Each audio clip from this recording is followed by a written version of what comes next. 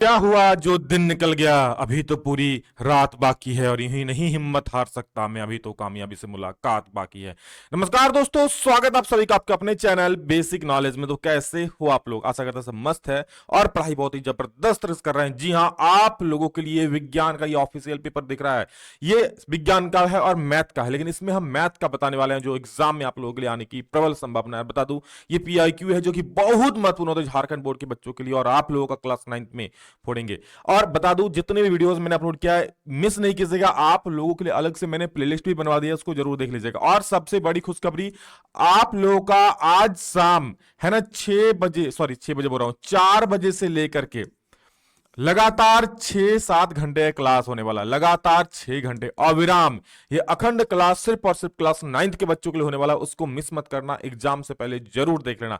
और चूंकि आज ही है ना 5 तारीख, चूंकि 6 को आप लोग एग्जाम है, तो कल के लिए ये रामबाण है, इसको मिस मत करना और सभी दोस्तों तक पहुंचा देना वीडियो को। तो चलिए फटाफट से शुरू करते हैं और हम लोग अभी मैथ के 40% देखने वाले जो बहुत महत्वपूर्ण है और हर एक चीज को समझा भी देंगे, तो क्वेश्चंस कैसा भी रहे सीधा फोड़ के आओगे बता दे रहा हूं, है ना। चलो शुरू करते हैं। और हाँ, चलो पहली बार आए तो बेटा सब्सक्राइब जरूर लेना, आगे आप लोग एग्जाम की तैयारी सब कुछ अच्छे प्रकार से करने के लिए। तो पहला प्रश्न इस कंप्यूटर साहब दिखा दो। अरे भाई साहब किधर चल गया? ये लो, पहला प्रश्न आ चुका आप सभी के सामने, है ना, कि निम्न में कौन परिमेय संख्या है? बता दो। √7, 1/√3 या √3/2 या √81। तो मैं एक चीज बता दूं, रूट के फॉर्म में जब भी परिमेय संख्या कोई रहेगी, रूट के अंदर अगर वो वैल्यू रखा हुआ है जिसका वर्गमूल निकाल सकते हो तो समझ लो वो परिमेय संख्या है। अगर आप उसका वर्गमूल नहीं निकाल पा रहे हो, परिमेय संख्या नहीं है। क्या आप 7 का वर्गमूल निकाल पाओगे? क्या √3 का निकाल पाओगे? क्या इसका निकाल पाओगे? नहीं ना। लेकिन 81 का निकालो, क्या हो जाएगा सर? 9 होता है, 9 नाम 81। लेकिन बाकी किसी का नहीं, पॉइंट में आ जाएगा, पूर्ण वर्गमूल तो नहीं आएगा, है ना। तो ऐसी संख्या जिसका पूर्ण वर्गमूल निकल जाएगा, रूट के अंदर है, तो परिमेय संख्या कहलाएगी। तो ऑप्शन नंबर डी बिल्कुल 100% सही जवाब हो जाएगा। अगला प्रश्न आपका है, देखो 1.27 बराबर है, बहुत महत्वपूर्ण क्वेश्चन नहीं बोला, है ना। बस देखो, जिसके ऊपर बार है ना उसको आप क्या मान लेना, उसका मतलब वो क्या, वो बार बार रिपीट होगा। तो मैं यहां मान लूंगा क्या, x बराबर 1.2727, ये आता रहेगा हमेशा। क्लियर है? इसको आप समीकरण 1 मान लो।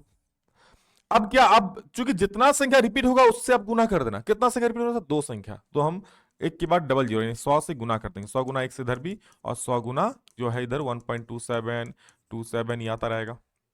100 गुना 1 100x हो जाएगा, इधर हो जाएगा 127.27, ये होता जाएगा। ये समीकरण 2 हो गया, है ना, समीकरण 2 हो गया। क्लियर है? अब हम क्या करेंगे, बस 2 में से घटा दो। इधर क्या 100x है और उसमें क्या था, x था, घटा दिए। इधर क्या था 1 पॉइंट बोल रहा हूं, इधर 127.2727 आता जाएगा, और माइनस क्या करेंगे, क्या है देखो समीकरण 1 में ये वाला है ना 1.27, तो माइनस 1.2727 आता रहेगा। देखो ये पॉइंट के बाद 272727, यह भी पॉइंट के बाद 272727 आता रहेगा, यानी पॉइंट के बाद की सारी चीज कैंसिल हो जाएगी और 127 में एक भी घट जाएगा, नहीं 126 बचेगा। तो क्या लिख सकता हूं, इधर बचेगा 99x और उधर 127 में एक चल जाएगा तो 126 बचेगा, यानी हो जाए x बराबर 126/99। आज इसको काट दोगे बेटा, 3 से 3 तिया 9, 3 तिया 9, 3 4 12 और 3 दूनी 6, 42/33, है ना। कोई दिक्कत है क्या भैया? 3 4 12, 3 दूनी 6, 3 दिखाना 3 दिखाना, कुछ दिक्कत आ रहा है क्या? 101 में सही है, तो 126 में 127 है ना, 0.27 खत्म हो, 127 में 1 से ज्यादा 126 बचा, 3 से 3 तिया 9, 3 तिया 9, फिर से 3 से कटेगा तो 3 एकम 3, 3 एकम 3, 3 एकम 3, 3 4 12, 14/11। तो 14/11 देखो ऑप्शन नंबर सी में है ना। तो ये आपका सही उत्तर हो जाएगा। चलो इसी प्रकार से इसको बना लेना, x वाला आपका इससे रहेगा। आगे देखो, ये भागा पूछा है क्या, 6√6 भागा 2√2 है। देखो 6√6 भागा 2√2, तो ये 2 तिया 6 तो ऐसे ही कर जाएगा, है ना। अब √6 को क्या लिख सकते, देखो 3 तो 3 है लिख दिया, √6 को मैं लिख सकता हूं √3 इंटू √2। पता √3 इंटू √2 कितना होता है बच्चे? भैया √3 इंटू √2 क्या होगा, √6 ही हो जाएगा, है ना। उसको बस तोड़ के लिख दे, क्योंकि नीचे में √2 है ना, उसको काटने के लिए, तो √2 टाई टाई फेस क्या बच जाएगा, 3√3 बच जाएगा। क्या बच जाएगा, 3√3, यानी ऑप्शन नंबर बी 3√3 आया आंसर, 3√3, और हो जाओ टेंशन फ्री, है ना। चलो आगे देखेंगे, कल एग्जाम में फोड़ के आना, बस एक भी वीडियो मिस मत करना। आप 2 घंटा प्लेलिस्ट में जो भी 9th का वीडियो अपलोड किए हैं उसको जरूर देख लो, छोड़ना नहीं। जो लाइव क्लास चल रही पीडब्ल्यू जैकपॉट पर, है ना, उसको मिस मत करो। आज का 6 घंटा जरूर देख लेना। देखो 81 की पावर में 3/4 है, क्या है, 81 की पावर में 3/4 है। अब यहां नीचे वाला देखना, नीचे क्या भैया 4 है, यानी किसको 4 बार गुना करेंगे कि 81 आएगा? बोलेंगे सर 3 गुना 3 गुना 3 गुना 3, ये 4 बार करेंगे तो 81 आ जाएगा। 3 3 9 9 3 7 7 81, यानी 3 के पावर में 4 हो जाएगा और के पावर में 3/4 हो जाएगा। भैया ये 3 के पावर में 4 और ब्रैकेट हटा के गुना हो जाएगा 3/4, 4 4 टाई फीस, यानी क्या हो जाएगा 3 के पावर में 3 हो जाएगा। 3 के 3 पावर में 3, 3 3 9 9 27 हो जाएगा आपका परम सत्य उत्तर, जिसका कोई काट नहीं है ना। आगे देखो नेक्स्ट क्वेश्चन, निम्न कौन बहुपद है? सुन लो, कौन बहुपद है? तो मेरी एक बात ध्यान देना प्यारे बच्चे, है ना। कौन बहुपद है पूछा है। ये देखो x बट्टा में है तो ये बहुपद नहीं होगा, है ना, ये बहुपद नहीं होगा। ये भी देखो रूट के अंदर x है तो ये भी बहुपद नहीं होगा। और प्यारे बच्चे यहां भी देखो रूट के अंदर x है तो बहुपद नहीं। कहीं भी अगर चर वाला चीज, संख्या नहीं बोल रहा हूं, अगर चर यानी x y z something something anything, x y z type का कुछ भी, है ना, A B C D P T N W जो भी, अगर रूट के अंदर रहे तो बहुपद नहीं होता। लेकिन यहां देखो ना, यहां x बाहर है, √2 है, √3 है, ये भी x बाहर है, तो ये आपका बहुपद हो जाएगा ऑप्शन नंबर सी। ये बात को ध्यान देना, नहीं तो बहुत बच्चे इसमें कंफ्यूज हो गए, गलत मार देते हैं। नेक्स्ट देखो 6 नंबर, यहां क्या पूछा, एक्स क्यू दिया हुआ है और ये दिया हुआ है, का घात कितना हो जाएगा? का घात कितना हो जाएगा? तो क्या करोगे, एक्स क्यू का अगर मैं 2 से गुना कर दूं तो 2x क्यू हो जाएगा। क्या हो जाएगा? 2x क्यू हो जाएगा, है ना। प्लस अब फिर एक्स क्यू इससे गुना करूंगा, तो गुना करना है ना, गुना करो तो 3 का 3 हो जाएगा। और एक्स क्यू को जब एक्स स्क्वायर से गुना करेंगे तो पावर वाला जुड़ जाता है, पता है जब भी इस तरह गुना करते हैं। तो ये 3 और 2 5, यानी एक्स के पावर में 5 हो जाएगा। अब आप लोग भली भांति बोल सकते हो कि भैया सब इसकी घात कितनी हो जाएगी? बोल दो कितनी हो जाएगी भैया, 5 है तो 5 होगा ना। लेकिन मैक्सिमम बच्चे क्या करें पता है, बस इतना देखा मार दिया 3, हो गया गलती, है ना। तो ये नहीं करना, नहीं तो टाई फेस हो जाएगा। नेक्स्ट 7 नंबर देखो क्या बोल रहा है, ये दिया हुआ है भाग देने पर शेषफल क्या होगा। देखो ये भी जब भी पूछेगा ना, तो जिससे भाग देने बोल रहा है आप उसको क्या कर दो, सबसे पहले 0 करो। 1 + x = 0 कर दो। यहां से हम x का वैल्यू निकाल लेंगे तो x बराबर आ जाएगा -1, है ना। अब जो भी x का वैल्यू आया मेरे प्यारे बच्चे, इस x का वैल्यू को ये वाला में रख देना है। क्या है ये वाला? 4x है प्लस 3x का स्क्वायर है और प्लस 1 है, इसमें रख देना है ना। तो x का वैल्यू -1 ना, तो 4 × -1 प्लस 3 × x का स्क्वायर यानी -1 का स्क्वायर हो जाएगा और प्लस का 1। अब 4 × 4 यानी -4 हो जाएगा, प्लस 3 -1 का स्क्वायर तो 1 हो जाएगा ना, इसलिए 3 × कितना हो जाएगा? 3 हो जाएगा और प्लस का 1। माइनस प्लस से माइनस, 4 में 3 का तो 1 हो गया, बड़ा चिन्ह माइनस तो माइनस हो गया, और प्लस क्या हो गया? 1 हो गया। माइनस प्लस से माइनस, 1 में गया तो 0, और भैया आप बनोगे हीरो। चलो रजनीकांत, है ना ऑप्शन नंबर ए। आगे देखो 8 नंबर, x² - 5x + 6 का गुणनखंड। एक गुणनखंड लिख लो, छप लो, बॉन्ड पेपर में साइन कर लो, एक गुणनखंड आ रहा आपका एग्जाम में, है ना। कैसे करना है? तो खाली बीच वाला तोड़ना होता है। तो x² को x² लिखेंगे और बीच वाला बोल रहे हैं। सबसे पहले यहां पे क्या है? कुछ नहीं है ना, तो यहां पे कुछ नहीं मतलब 1 है ना। तो ये जब 6 से गुना हो तो 6 कम 6 ही रहेगा। 6 को हम कैसे कैसे तोड़ सकते हैं सर? 2 × 6 होता है, 6 कम 6 होता है और कुछ नहीं होता है। अब आपको देखना है बीच वाला संख्या। बीच वाला संख्या हम किसको बुलाओ? इन दोनों को जोड़े, किसको जोड़े या घटाए कि 5 आ जाएगा। तो मेरे प्यारे बच्चे ध्यान देना, यहां पर आप यहां पर क्या -5 है, क्या -5, तो हमें माइनस लगाना पड़ेगा, मतलब है ना, माइनस लगाना पड़ेगा। और यहां लेकिन प्लस है तो हम क्या करेंगे? -2 और गुना -3 करेंगे तो माइनस में से प्लस 2 × 6 हो जाएगा।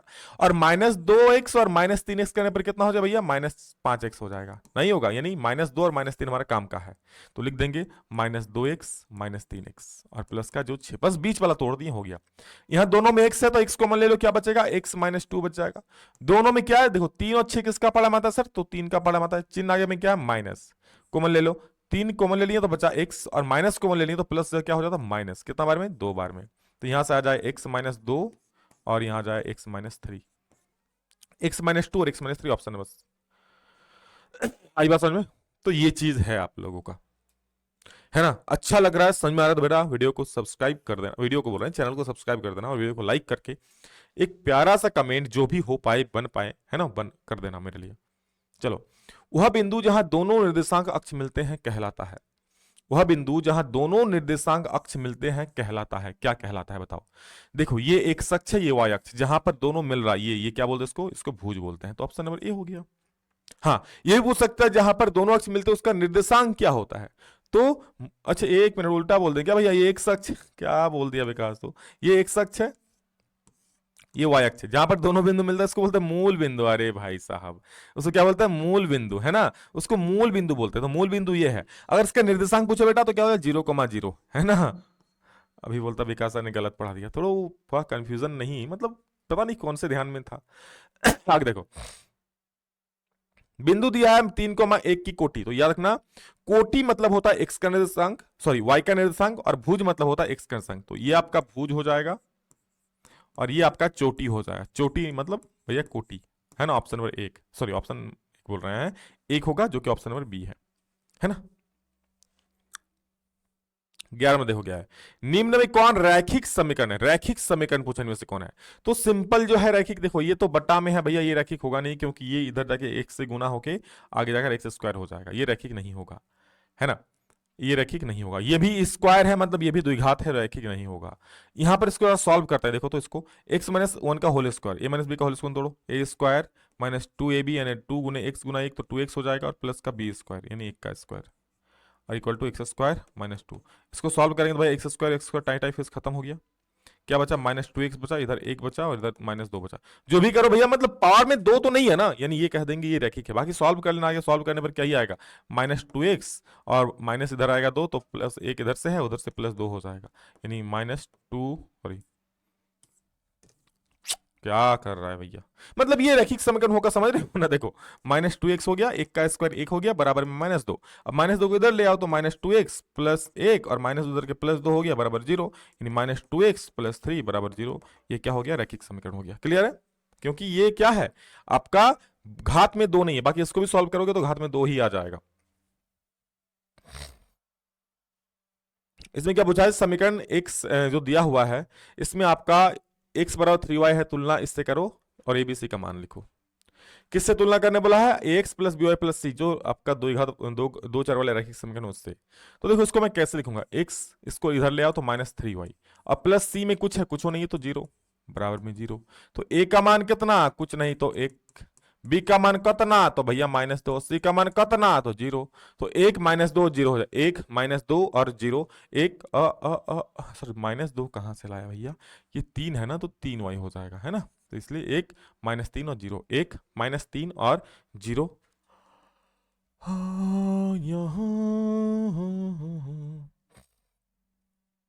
आगे दो, नेक्स्ट समीकरण दिया है 5x प्लस 3y बराबर 4 का हल क्या होगा?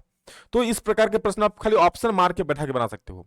एक्स वाई का वैल्यू बैठाओ, जिसमें भी 4 आ रहा है समझो वही आंसर हो जाएगा, है ना। किसमें भी 4 आएगा, चलो इसको हम रख के देखते हैं। सबसे पहले बच्चे ने इसको ठीक किया है, तो 5 एकम 5 भैया माइनस है तो -5 हो जाएगा, और 3 तो 3 तिया 9, चूंकि प्लस है और 3 वाई का वैल्यू 3 रखें, 3 तिया 9, माइनस प्लस से माइनस, 9 में 5 गया तो 4, भैया इसी में आ रहा है, यानी बच्चे ने सही है मारा है कि नहीं है।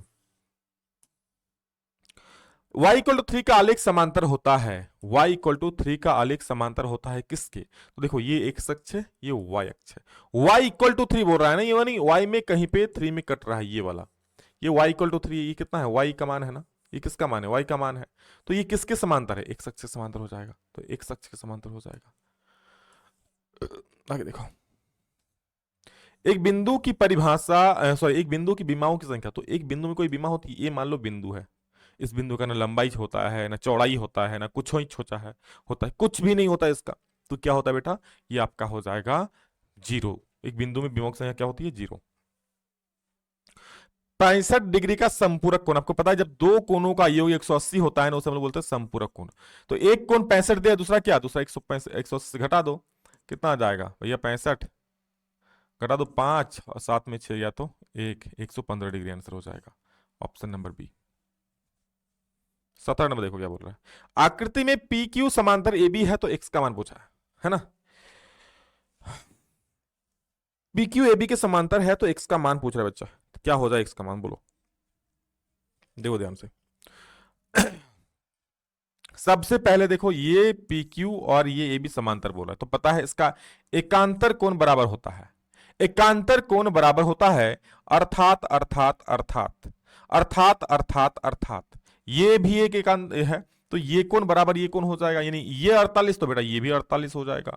ये 48 और ये 64 और ये x, त्रिभुज के तीनों कोणों का योग 180 होता है। तो x प्लस 64g और प्लस 48 भाई साहब को जोड़ दो, बराबर आपका आ जाए 180 डिग्री। तो यहां से आएगा x प्लस 8 4 12 का 2 हाथ मेरा 1 6 4 10 11 बराबर की 180 डिग्री। यहां से x बराबर आपका आ जाएगा 180 माइनस 112, घटा दो यहां से 20 और ये हो जाएगा 60, 60 8 68 डिग्री हो जाएगा। ऑप्शन नंबर बी इंतजार कर रहा है, कर रहा है कि नहीं कर रहा है? कि डरना नहीं किसी के भी पैरों की नाप से, आखिर में पुण्य जीत ही जाता है पाप से, है ना। डरना नहीं किसी के भी पैरों की नाप से, आखिर में पुण्य जीत ही जाता है पाप से। अब अगला लाइन सुन लिए, और इसलिए बता रहा हूं क्योंकि ये आप लोगों के लिए बेहद जरूरी है। क्या है सुनो, कि वो तो बता दिया कि डरना नहीं किसी के भी पैरों की नाप से, आखिर में पुण्य जीत ही जाता है पाप से। अब अगला लाइन सुनो कि महाभारत में श्री कृष्ण ने अर्जुन से बस कहा, महाभारत में नहीं, महाभारत में बोलो या गीता बोलो, गीता में श्री कृष्ण ने अर्जुन से ये कहा, कि श्री कृष्ण ने ये कहा कि पहले लड़ाई जीतनी है अपने आप से। मतलब आपको खुद मना करो, खुद पढ़ने का मन नहीं करता, लेकिन पढ़ना है मुझे, हर हाल में पढ़ना है ना। फिर देखना क्या होगा आगे। त्रिभुज पी क्यू आर, कोण आर पी बराबर है। देखो त्रिभुज पी क्यू आर है एक, ये प्यारा सा आपका एक त्रिभुज है पी क्यू, और ये रहा आर, है ना। इसमें कोण आर पी के बराबर है। कोण आर जो है ना बेटा ये पी के बराबर है, तक क्यू आर 8 सेंटीमीटर है। क्यू आर कितना है बेटा? क्यू आर है आपका 8 सेंटीमीटर, है ना। क्यू आर 8 सेंटीमीटर और पी आर है 10 सेंटीमीटर। पी आर कितना है? 10 सेंटीमीटर, है ना। P R 10 centimetre.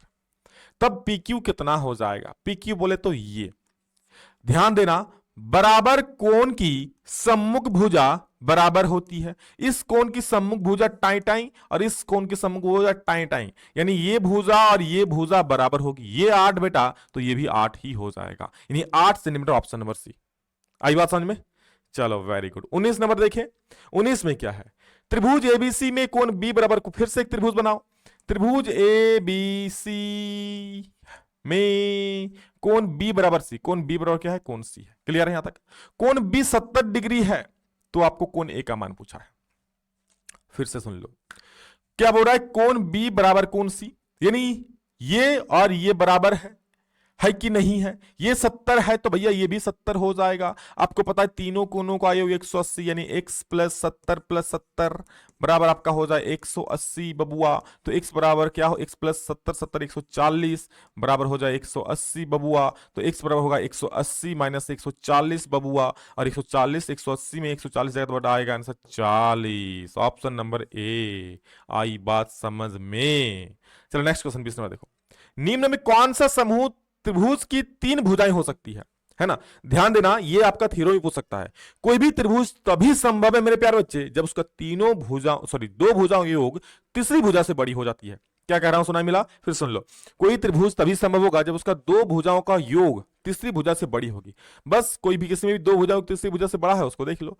भैया ये 1 और 2 जोड़ेंगे तो 3 आएगा, लेकिन 3 से तो बड़ा नहीं है ना। 2 4 जोड़ेंगे तो 6 आएगा, 6 से बड़ा तो नहीं है ना, बराबर आ रहा है। 2 4 जोड़ेंगे तो 7 आएगा, है ना। तीसरी वजह से बड़ी नहीं है तो भैया छोटी हो गई। अब इसमें देखो 4 और 7, है ना। 4 और 7 कितना आएगा? 11 आएगा, जो कि 10 से बड़ा है, यानी ये आपका त्रिभुज हो जाएगा। कोई भी 2 भुजाओं को जोड़ो तीसरी भुजा से बड़ी हो जाएगी।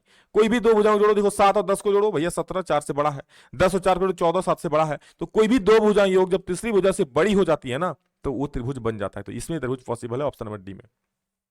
नेक्स्ट क्या पूछा है कि यदि एक त्रिभुज की 2 भुजाएं और उनके अंतर्गत कोण दूसरे त्रिभुज की 2 भुजाएं उनके अंतर्गत कोण के बराबर हो तो दोनों त्रिभुज सर्वांग होंगे। कौन नियम से? 2 भुजा और कोण तो उसके अंतर्गत कोण, 2 भुजा और उसके अंतर्गत कोण, यानी एस ए एस सर्वांग समता नियम हो जाएगा। 21 के बाद 22 नंबर देखो क्या है। एक वर्ग का प्रत्येक कोण होता है। एक वर्ग का प्रत्येक कोण क्या होता है? वर्ग का बेटा जी प्रत्येक कोण होता है 90 degree. 90 degree option number C सही हो जाएगा, है ना। 22 के बाद 23 देखो। अरे रुक रुक रुक बाबा रुक। 23 नंबर, यदि ए बी सी डी चतुर्भुज में कोण ए बराबर कोण सी, कोण बी बराबर कोण डी तथा विकर्ण ए सी नॉट इक्वल टू विकर्ण वी डी, तो वह किस प्रकार का चतुर्भुज है? बोला ए बी सी डी एक चतुर्भुज है, इस प्रकार से मान लो ये बना साथ में ऐसे बनाना है कि उसके विकर्ण बराबर ना हो, तो ये भैया विकर्ण तो बराबर नहीं होगा, छोटा बड़ा हो जाएगा, लेकिन हाँ कोण ए बराबर क्या हो जाएगा, कोण ए बराबर कोण सी हो जाएगा और कोण बी बराबर कोण डी हो जाएगा। तो ये किस में होता है, सम्मुख कोण बराबर होता है, वह विकर्ण बराबर नहीं होते हैं। तो प्यार बच्चों ये होता है आपका समांतर चतुर्भुज में, है ना, समांतर चतुर्भुज में ऑप्शन नंबर सी सही हो जाएगा। 24 नंबर भैया जी जल्दी आ जाओ, क्या है, एडी त्रिभुज एबीसी की माध्यिका है। एडी जो है त्रिभुज एबीसी की माध्यिका है। पहले देखो ये आपका त्रिभुज एबीसी हो गया, है ना, और ये हम एडी खींच दिए माध्यिका, एडी माध्यिका हो गया, ये त्रिभुज आपका एबीसी हो गया। क्लियर है। अब हो रहा है कि एरिया ऑफ एबीसी 32 है, तो एडीसी कितना होगा, एरिया ऑफ एबीसी यानी पूरे त्रिभुज का क्षेत्रफल कितना है, 32 सेंटीमीटर स्क्वायर, तो एडीसी का कितना हो जाएगा, एडीसी कितना हो जाएगा। तो याद रखना एडी जो होती है ना, ये माध्यिका जो होती है त्रिभुज को बराबर भागों में बांट देती है, यानी इस क्षेत्रफल को क्या होगा, आधा इधर कर देगा आधा उधर कर देगा, यानी आधे भागों बराबर भागों में बांट दिया, तो पूरा का 16 है, तो भैया एडीसी का कितना हो जाएगा, आधा ही हो जाएगा ना, पूरा का सॉरी 32 है, तो 32 का आधा कर दो कितना आ जाएगा, 16 सेंटीमीटर स्क्वायर आंसर आ जाएगा, यानी ऑप्शन नंबर बी सही हो जाएगा। क्लियर है। चलो नेक्स्ट, अगला क्वेश्चन है हमारा, आकृति में समांतर चतुर्भुज एबीसीडी का क्षेत्रफल क्या है। तो देखो इसमें क्या हो जाएगा ना, ये देखो ये डी सी है और उस पर लंब है डीएल, है ना, तो ऑप्शन नंबर सी सही हो जाएगा। नेक्स्ट 25 के बाद 26, हाँ, तीन असंरेखी बिंदुओं से होकर कितने वृत्त खींचे, तीन को बिंदु ले लो, एक गोई दुई गोई तीन गोई, यहां से आप कितने वृत्त खींच सकते हो बेटा, तो बोलोगे सर सिर्फ एक और ओनली एक, तो सिर्फ एक वृत्त खींच सकते हैं, और खींच के दिखा दो, खींच सकते हो क्या, नहीं ना। अगला देखो, चित्र से x का मान क्या होता है, ये थोड़ा सा सवाल है लेकिन हार्ड नहीं है भैया, समझना है। आपको पता है मैंने पहले भी कहा था कि किसी भी चक्र चतुर्भुज में सम्मुख कोण बराबर होते हैं, है कि नहीं है, सॉरी सम्मुख कोण बराबर है, सम्मुख कोणों का योग 180 होता है। तो ये आपका एक चक्र चतुर्भुज, देखो ये क्या है, एक चक्र चतुर्भुज है, यानी सम्मुख कोणों का योग 180 हो जाएगा, होगा कि नहीं होगा, है ना। अगर ये 140 है बेटा, तो ये वाला कितना हो जाएगा, 40 डिग्री हो जाएगा सर। और आपको पता है कोई भी अर्धवृत्त का कोण, ये क्या है, अर्धवृत्त है ना, ये व्यास है, मतलब ये वाला क्या है, अर्धवृत्त है, तो व्यास से लेकर कोई भी कहीं कोण बना रहा है अर्धवृत्त का, तो वो समकोण होता है, यानी 90 डिग्री हो जाएगी वाला। ये क्या हो जाएगा बेटा, ये 90 डिग्री हो जाएगा। ये आपका 40 हो गया, ये 90 हो गया, तो बताओ x नहीं निकाल सकते हो, ये क्या बन गया, एक त्रिभुज ही तो है, त्रिभुज के तीनों कोणों का योग 180 होता है, यानी x प्लस 90 प्लस 40 बराबर 180 डिग्री हो जाएगा। x प्लस 90 और 40 130 हो जाएगा, बराबर में 180 हो जाएगा, है ना। तो x बराबर हो जाएगा 180 माइनस 130, ये आ जाएगा 50 डिग्री, कितना आएगा बेटा, 50 डिग्री, यानी ऑप्शन नंबर बी बिल्कुल सही उत्तर हो जाएगा। आई बात समझ में सबको, कोई दिक्कत किसी को नहीं ना। चलो आगे बढ़े, नेक्स्ट 28 नंबर देखो, डरना नहीं, हाँ, एक वृत्त की त्रिज्या 10 सेंटीमीटर से केंद्र से 8 सेंटीमीटर दूरी पर स्थित जीवा की लंबाई क्या होगी। देखो एक वृत्त की त्रिज्या कितना है, 10 सेंटीमीटर, ये आपका वृत्त हो गया, है ना, ये क्या हो गया बेटा, आपका वृत्त हो गया, इसका त्रिज्या 10 सेंटीमीटर है और केंद्र ये है, केंद्र से 8 सेंटीमीटर दूर स्थित जीवा, यहां से मान लो 8 सेंटीमीटर दूर स्थित ये जीवा है, ये दूरी है 8 सेंटीमीटर, इस जीवा की लंबाई पूछा है और इसका त्रिज्या दे दिया कितना, इसका त्रिज्या दे दिया 10 सेंटीमीटर, तो ये 10 है ये 8 है, तो क्या इसको नहीं निकाल पाओगे, ये आपका लंब हो गया। लगा दो पाइथागोरस थ्योरम, क्या होता है, इसका स्क्वायर इसका स्क्वायर प्लस इसका स्क्वायर, मैं इसको x मान लेता हूं, यानी 10 का स्क्वायर इक्वल टू होगा 8 का स्क्वायर और प्लस x का स्क्वायर, यहां से 10 का स्क्वायर 100 हो जाएगा, 8 का स्क्वायर 64 हो जाएगा और प्लस x का स्क्वायर हो जाएगा, 10 इसका स्क्वायर 100 में से 64 घटा दो, इधर आएगा तो उधर बचेगा x का स्क्वायर, 100 में 64 जाएगा तो 36 बचेगा, यानी x का स्क्वायर कितना आ गया 36, सॉरी x का स्क्वायर 36, तो x बराबर कितना होगा रूट 36, स्क्वायर हटेगा तो रूट बदलेगा, ये 6 आ गया वैल्यू, x का वैल्यू क्या आ गया 6 सेंटीमीटर। देखो x मतलब ये कहां तक भैया, यहीं तक है, लेकिन पूरा अगर निकालो तो डबल करना पड़ेगा, तो 6 का डबल कर दो तो पूरा वैल्यू निकल जाएगा 6 दूनी 12 सेंटीमीटर, जो कि पूरे जीवे की लंबाई हो जाएगा, पूरा जीवा की लंबाई हो जाएगा, है ना, 12 सेंटीमीटर, ऑप्शन नंबर डी। बच्चे ने निकाला तो 6, लेकिन 6 ही मार दिया, लेकिन 6 इतना तो ही आएगा क्योंकि ये वाला त्रिभुज यहीं तक है, तो पूरा करोगे तो डबल करना पड़ेगा, है ना। 28 के बाद 29 देखो, पटरी और प्रकार की सहायता से निम्न किस प्रकार का कोण रचना संभव नहीं है, तो ध्यान दो, ये इसको आप जिसको भी आप इसको पूरा कर लो, देखो 7.5 का डबल कितना हो जाए 15 डिग्री हो जाएगा, 22.5 का डबल 45 डिग्री में हो जाएगा, है ना, और 25 का डबल 50, 25.5 का 25 50 और ये 25.5 25 50 51 डिग्री हो जाएगा। आपने जिंदगी में कभी 51 डिग्री कोण सुना है ना, 15 डिग्री बनाया 45 डिग्री बनाया, लेकिन 51 कभी नहीं बनाया ना, तो ये आपका नहीं बनेगा। ऐसे भी याद रखना कि जो 15 से भाग चल जाएगा वो कोण बनेगा, जो नहीं जाएगा वो नहीं बनेगा। ये तो 15 से भाग चल जाएगा, ये भी चल जाएगा, 15 45 15 15 बट 51 भाग जाएगा क्या, हाँ। उसका देखो एक समद्विबाहु समकोण त्रिभुज के क्षेत्रफल है 200 सेंटीमीटर स्क्वायर, तो इसके कर्ण की लंबाई होगी, देखो समद्विबाहु समकोण त्रिभुज ऐसा है, ये है ना, समद्विबाहु मतलब बराबर ये हो जाए, ये x है तो ये भी x हो जाएगा, और इसका क्षेत्रफल कितना दिया बेटा 200 सेंटीमीटर स्क्वायर। मुझे पता है कि ये इसका मान नाम लिख दो ए बी सी, है ना, और इस समद्विबाहु समकोण त्रिभुज का क्षेत्रफल होता है 1/2 गुने आधार, है ना, गुने ऊंचाई। और आप ध्यान देना यहां पर क्षेत्रफल दे दिया है कितना 200, तो मैंने 200 लिख दिया। अब 1/2 गुना, देखो आधार भी x है और ऊंचाई भी x है क्योंकि समद्विबाहु त्रिभुज है, बराबर 200। x इंटू एक्स क्या हो जाएगा x स्क्वायर, और इधर 2 बटा में है ना तो उधर गुना हो जाएगा, 200 दूनी 400 हो जाएगा। अब आप x बराबर क्या करोगे √400, यानी 400 वर्ग कितना आ जाए, 400 वर्ग आ जाएगा 20 सेंटीमीटर। 20 सेंटीमीटर बोले तो ऑप्शन नंबर डी क्या हो जाएगा, ऑप्शन नंबर डी। क्लियर है जी। नेक्स्ट 31 नंबर देखो, 9 सेंटीमीटर 40 सेंटीमीटर और 41 सेंटीमीटर भुजा वाले त्रिभुज का क्षेत्रफल क्या होगा। 9 सेंटीमीटर 40 सेंटीमीटर और 41 त्रिभुज के क्षेत्रफल, तो ये मैं आप लोगों के लिए होमवर्क देता हूं, मैं आपको हिंट दे दे रहा हूं, बना लेना। ये मान लो ए है, ये बी है, ये सी है, तो सबसे पहले एस निकाल लेना, क्या हो जाए ए प्लस बी प्लस सी बटा 2। एस निकाल, जितना भी एस कुछ तो आएगा वैल्यू, अब उसका त्रिभुज का क्षेत्रफल लगा देना, S into S minus A into S minus B into S minus C. हालांकि पहले के वीडियो में बहुत बार इस प्रकार के क्वेश्चन बताए हैं, बस फॉर्मूला लगाना, इसमें वर्गमूल निकाल देना, आंसर आ जाएगा, है ना। देखना जितना भी आता है कमेंट करके बोलना, नहीं बनेगा तो भी बोल देना कि सर नहीं बना, मैं नेक्स्ट वीडियो में बता दूंगा, है ना। एक घनाभ में कितने किनारे होते हैं, तो घनाभ में याद रखना 12 किनारे होते हैं। कितने किनारे होते हैं, 12 किनारे होते हैं, है ना। अगर शीर्ष बोलेगा तो पता है कितना होता है, शीर्ष 8 गो होता है, शीर्ष अगर बोलेगा तो 8 गो होता है। 32 के बाद 33 नंबर, लंब वृत्तीय शंकु का संपूर्ण पृष्ठफल क्या होगा। तो ये अपना लंब वृत्तीय शंकु का संपूर्ण पृष्ठफल होता है pi R into R plus L, तो pi R into R plus L ये हो जाएगा। हाँ, आयतन पूछेगा तो 1/3 पाई आर स्क्वायर होता है। डायरेक्ट फॉर्मुला मैंने आपको पहले ही कहा है कि डायरेक्ट फॉर्मुला भी पूछेगा तो फॉर्मुला सब याद रखना चाहिए, डायरेक्ट फॉर्मुला पूछेगा बहुत सारे का। किसी लंब वृत्तीय बेलन के आधार का क्षेत्रफल यदि पाई ए स्क्वायर है ना, लंब वृत्तीय बेलन मान लो ये एक बेलन है, इसका आधार का क्षेत्रफल क्या होता है पाई आर स्क्वायर होता है, और इसका जो वैल्यू दिया है कितना दिया पाई ए स्क्वायर दिया है, तो लिख दिया मैंने पाई ए स्क्वायर, यानी पाई से पाई खत्म, यानी आर स्क्वायर बराबर ए स्क्वायर हो गया, तो आर बराबर क्या हो जाएगा √a square. A square value निकालोगे तो ए आ जाएगा, यानी आर का वैल्यू ए आ गया।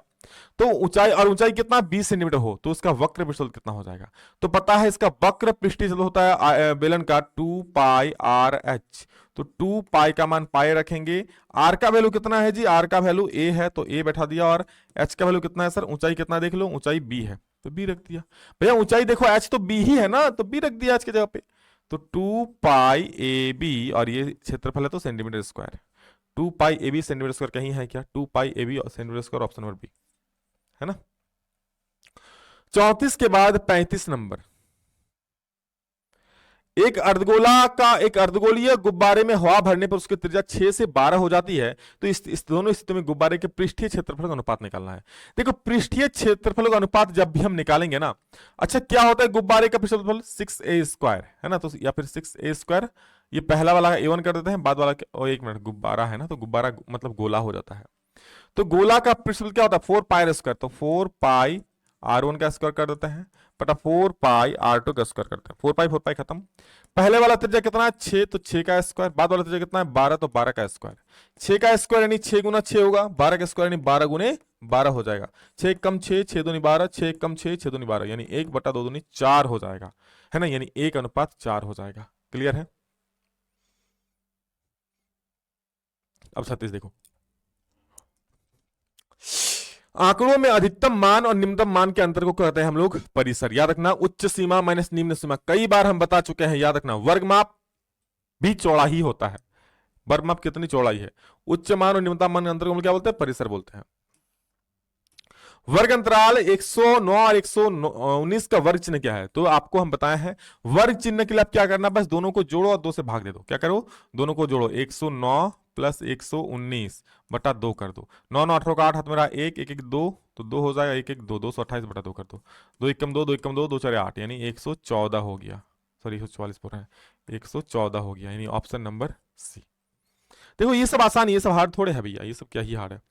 माध्यिका पूछा है तो सबसे पहले इसको आपको आरोही क्रम में सजाना पड़ेगा। याद रखना, जब भी माध्यिका निकालो, बाकी और निकालो कोई दिक्कत नहीं, माध्यिका निकालने सबसे पहले आपको आरोही क्रम यानी छोटे से बड़ा में सजाना होगा। तो सबसे पहले क्या है, दो दो दो दो, फिर 3 है तो फिर 3 लिख दिया, फिर 5 है तो फिर 5 लिख दिया, फिर 7 है तो फिर 7 लिख दिया, फिर 1 मिनट, 7 से पहले 6 भी है तो 5 के बाद 6 है तो 6 लिख दिया, 6 के बाद 7 लिख दिया, 7 के बाद आपका क्या है 9 है तो 9 लिख दिया, उसका 10 है फिर 11 है, बस हो गया। कितना संख्या, 1 2 3 4 5 6 7 8 9, 9 गो है तो इधर 4 गो हटाओ, इधर 4 गो हटाओ, बीच में क्या बचा 6, तो यही आपका हो जाएगा माध्यिका। यही बात समझ में। हाँ सर, अगर विषम संख्या हो गया तब क्या करेंगे, मान लो और एक संख्या से बढ़ गया है ना, ऐसा हो गया, चलो 14 हो गया तो क्या करोगे, इधर 1 2 3 4 5 हटाना, 1 2 3 4, अच्छा नहीं सॉरी, तब अब 4 को हटाना इधर और 4 को हटाना इधर, बीच में दो जो को बचेगा ना, बस उसको जोड़ के 2 से भाग दे दो, आपका आंसर आ जाएगा। एक सिक्के को 100 बार उछालने पर 55 बार चित्त प्राप्त होता है तो पट की प्रायिकता कितनी होगी। देखो चित्त मिलता है कितना, 55, तो पट कितना हो जाएगा बोलो भैया, अब टोटल 100 बार उछल रहा है तो 55 बार चित्ते आ रहा है तो 45 बार ना पट आएगा। तो बस पट की प्रायिकता निकालना है, तो पट क्या प्रायिकता, पट कितना बार आ रहा है सर, पट आ रहा है 45 बार, तो 45 बटा कुल कितना 100, यानी 45 बटा 100, तो काट सकते हो आप, 5 नाम 45, 5 20 100, 9 बटा 20 आ जाएगा, 9 बटा 20 ऑप्शन नंबर बी। और आखिरी सवाल से पहले, अगर आप लोगों ने चैनल को अभी तक सब्सक्राइब नहीं किया है तो जरूर कर लीजिए, और आप लोगों का जो लाइव क्लास 6 घंटे का महा मैराथन महातांडव अखंड क्लास होने वाला है उसमें जुड़ने मत भूलिएगा, है ना, आज शाम 4 बजे। देखिए, एक क्रिकेट मैच में एक महिला बल्लेबाज खेली गई 30 गेंदों में 10 बार चौका मारती है, तो चौका मारने की प्रायिकता क्या है। लिंक डिस्क्रिप्शन में दिया गया, 6 घंटे वाला लाइव है वो, है ना, पीडब्ल्यू जाएगा पर होगा। तो कुल गेंद खेलती है 6, कुल गेंद कितना, सॉरी 6 बोल रहे हैं, कुल गेंद जो खेलती है 30, चौका मारती है, चौका कितना बार मारती है 10 बार, तो चौका मारने की, चौका 10 बार चौका मारती है, चौका मारने की प्रायिकता, तो प्रायिकता चौका मारने की, चौका मारने की प्रायिकता, जिसकी भी प्रायिकता निकालनी होती है ना, आप उसकी संख्या लिखो बटे कुल संख्या। चौका कितना बार मारा 10 बार, कुल कितना 30, 0 0 खत्म, 1/3। तो ये था आपका मैथ का 40 ऑफिशियल क्वेश्चन जो आपके लिए बहुत ही इंपॉर्टेंट है, इसको जरूर देख लीजिएगा, और कैसा लगा कमेंट करके एक प्यारा सा कमेंट जरूर दीजिएगा। चलिए इस वीडियो में इतना ही, मिलेंगे तो उस तरह वीडियो में जल्दी, तब तक जय हिंद, वंदे मातरम।